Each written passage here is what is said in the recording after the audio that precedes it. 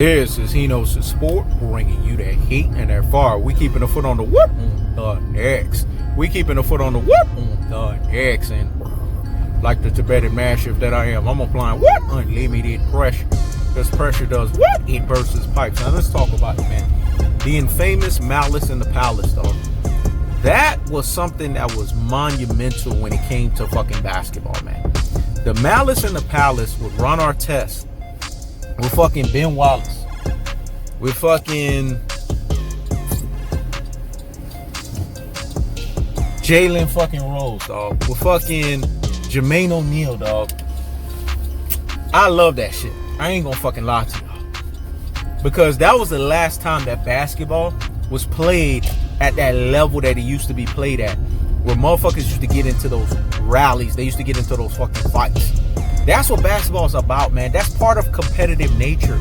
For people to show their inner inhibition, for them to get unruly, for them to get wild. And I know some people are like, what the fuck? That's how I fucking play basketball. Fights break out. Unless you're a Rudy Poo and a Plum Plum Brain. Unless you're a classic Dota and a Trogo Deck. Unless you're an ultra fanboy with the ultra fanboy rhetoric. Basically, unless you're a pussy wetbag, you gonna have fucking fights in fucking basketball, man. You know how many times I've gotten into fucking squabbles, dog? You know that Tupac terminology, dog? My homeboys might squabble, but we don't fall down, dog. Let me say it again. My homeboys might squabble, but we don't fall down, dog. Because when it's all said and done, see, this shit that I'm talking about, it ain't for this generation. Because this generation is too Rudy Poo and Plum Plum Brain. It's too classic Dodie and Troglodyte.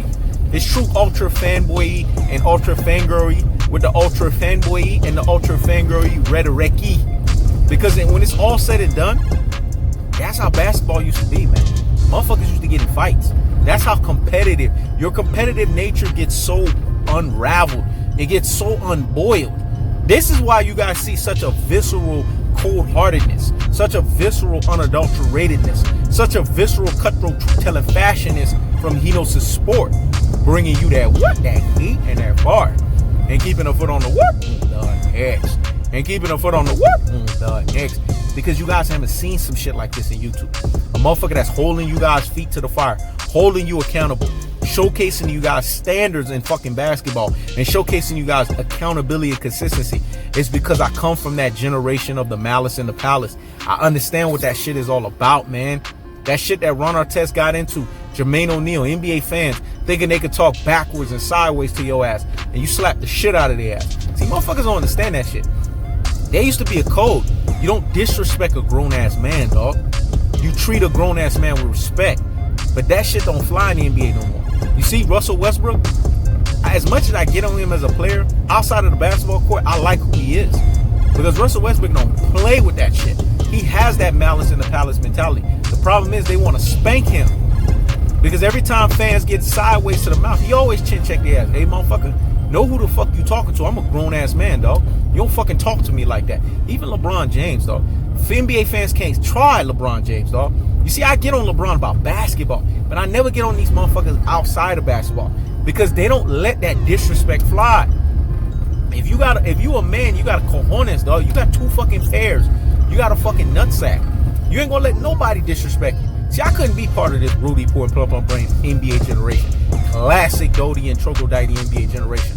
Ultra fanboy with the ultra fanboy rhetoric generation. Because I'd be slapping motherfuckers. I'd be locked up, dog. 6 feet under the damn cell. Because I don't play that bullshit. You ain't gonna fucking disrespect me, man. I love Malice in the Palace. Because it showcased why NBA fans need to mind their mouth, know their role, and shut their fucking face. Let me say it again. Mind their mouths, know their role, and shut their fucking face. Yes, I said it, and I fucking meant it, because I'm a true alpha extraordinaire. Governed by true alpha economics. I don't give a fuck, dog. When did I ever give a fuck? I gotta tell you guys the truth. These NBA fans, they out of pocket. A lot of times, they want their cake and they want to eat it too.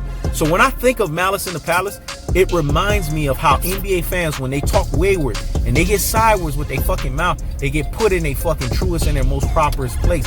They get put in a fucking place. They get fucking checked. Because when it's all said and done, it's about checking a motherfucker. When it's all said and done, it's about putting a motherfucker in their place.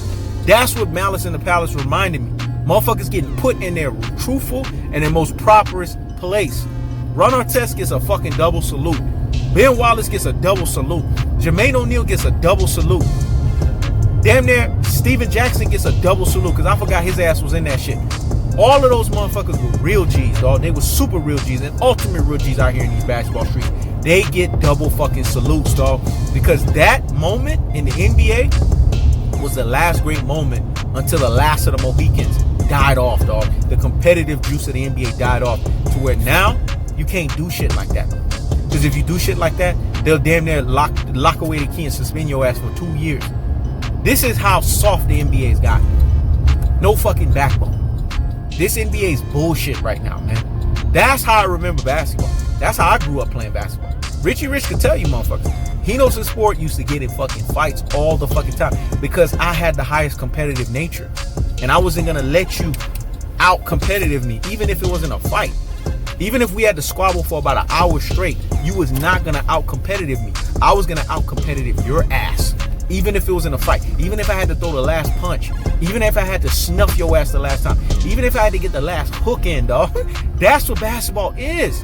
See, y'all thinking he knows the sport is talking so grimy. It ain't about that.